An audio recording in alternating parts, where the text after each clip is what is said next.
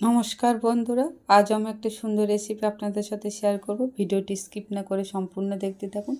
রেসিপিটার জন্য প্রথমে কড়াইতে দিয়ে দিয়েছি পরিমাণ মতো সরিষার তেল। এবার এখানে আমি অ্যাড করে দেব কেটে রাখা পেঁয়াজ। আর পেঁয়াজের পরিমাণটা কিন্তু আমি অনেকটাই দিয়েছি।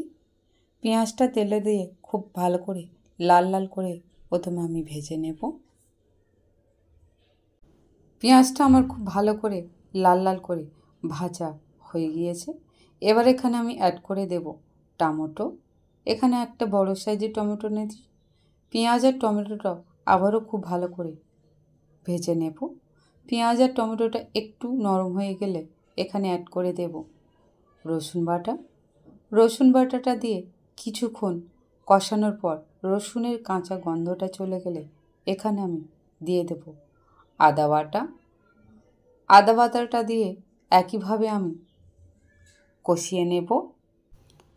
আদাটা দেওয়ার পর খুব ভালো করে এটা আমি বেশ কিছুক্ষণ কষিয়ে নেব। বেশ কিছুক্ষণ কষানোর পর এটা থেকে তেল অনেকটাই ছেড়ে দিয়েছি। আর এটা খুব ভালো করে কষানো হয়ে গেছে। দিয়ে দেবো লঙ্কা গুঁড়ো, দিয়ে দেব পরিমাণ মতো হলুদের গুঁড়ো। এবার এখানে আমি অ্যাড করে দেব জিরে গুঁড়ো। এবার এখানে দিয়ে দেব আমি ধনে গুঁড়ো। দিয়ে খুব ভালো করে আবারও কষিয়ে নেব। চাইলে আপনারা মশলাতে সামান্য একটু জলও দিতে পারেন। এখানে আমি দিয়ে দিচ্ছি ধনে পাতা কুচি। ধনে পাতা কুচিটা দিয়ে খুব ভালো করে এটা কষানোর পর দিয়ে দেব পরিষ্কার করে রাখা চিকেন পায়াগুলো। চিকেন পায়াগুলো দিয়ে এই মশলার সাথে খুব ভালো করে কষিয়ে নেব।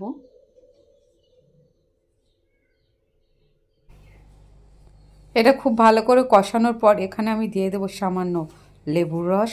আপনারা চাইলে এটা নাও দিতে পারেন।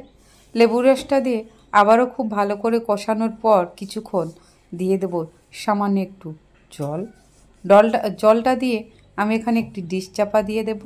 কিছুক্ষণ এটা হতে দেব। কিছুক্ষণ পরে ডিশটা খুলে একটু নাড়াচাড়া করতে দিয়ে আবারও কিছুক্ষণ হতে দেব। আমি এখানে গরম মশলা দেব। আপনারা চাইলে গরম মশলাটা ইউজ করতে পারেন। গ্রেভিটা এত পাতলা রাখবো না। এটা হয়ে এসেছে, এটা আমি নামিয়ে নেব।